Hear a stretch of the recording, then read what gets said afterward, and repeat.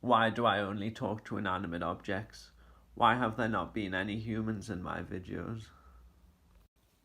I was travelling to Mars. Finally, I could get away from people. I felt relieved, joyful, and peaceful. My family insecurely inquired, "Why are you leaving us? Will you ever call us?" I calmly said, "No, I will not call you. I have no need to." My family, hurt and upset, exclaimed, "Why?" I was irritated. I replied, "I've said this before. People's subjective experiences, called qualia, of things are different. For example, although two people may recognize objects as the same color, what they're actually seeing may be different colors. I believe that the same colors, lighting, shapes, and textures look different to different people. I think if people's qualia of the same things is different, when people like the same things, they don't actually like the same things, and so don't have anything more in common than the average person." The rest of the crew tried to bond with me. I didn't want to talk to them. I wanted peace. I felt angry and irritated again. Living with just them every day made my patience wear thin. "Why won't you do stuff with us?" they said. "We all like space and science." I replied with a rant. People with the same interests may like the same things like animals or rocks, but one person may only be interested in the animal's ecology, and another person may only be interested in animal anatomy. Someone may like rocks because of the science of them, another person may just like rocks because of how they feel. There is not truly overlap. People therefore do not have anything in common. There is no point sharing your interests with others, as you can't relate. Our mission was over.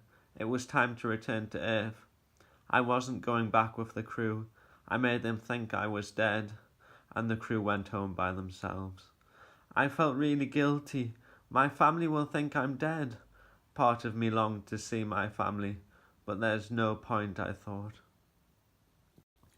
Even emotions. People experience differences in bodily sensations to do with emotions. Some people find it more difficult to identify emotions. And people might express the same level of emotion, but really one may be feeling the emotion more intensely.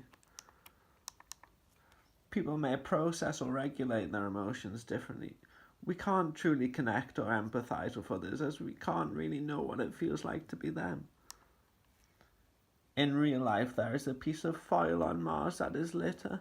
The litter is really the same shape as my pet rock. I looked at the foil. It reminded me of my pet rock, and therefore home. I felt sad. I was starting to miss home, no matter how I tried to push it out of my head. I felt isolated, longing for a connection, and I thought litter must be bad for Mars. I'll take the foil back to the base. I spoke to the litter. "Maybe I do miss the crew. We went through the mission together."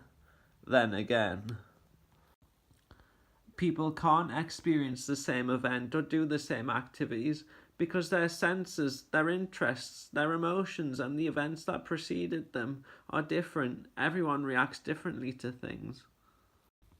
I gave the foil eyes and made a little spacesuit for them. I said to the foil, "I can project my own emotions and sensations onto you. Only you can truly know what it's like to be me." I continued explaining my views to the piece of space debris. Two people may like different foods, so do people experience the sensation of taste differently? Two people may love the same one food, but that food therefore may still taste different to those two people who like it. People therefore don't share the same taste in food. You can't relate to someone who likes the same food as you, and you therefore can't really have anything in common with them. The litter remained silent with a blank expression.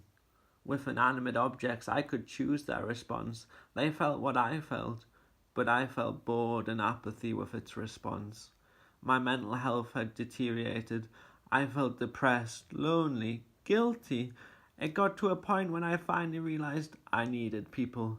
The stress had turned my hairline into the same shape as the foil's head. I related to the litter. We had been through the last few months together, and the stress of Mars had affected the top of our head in the same way. Wait a minute, I thought. If I can feel connected to a piece of foil, I can feel connected to humans.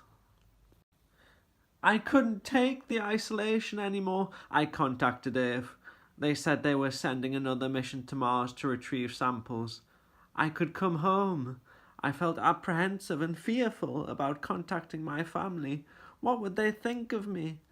I knew it was the right thing to do. I told them I loved them, and then I returned to Earth. I'm going to talk to humans now. I've realized the strain of talking to people is less than the strain of not talking to people.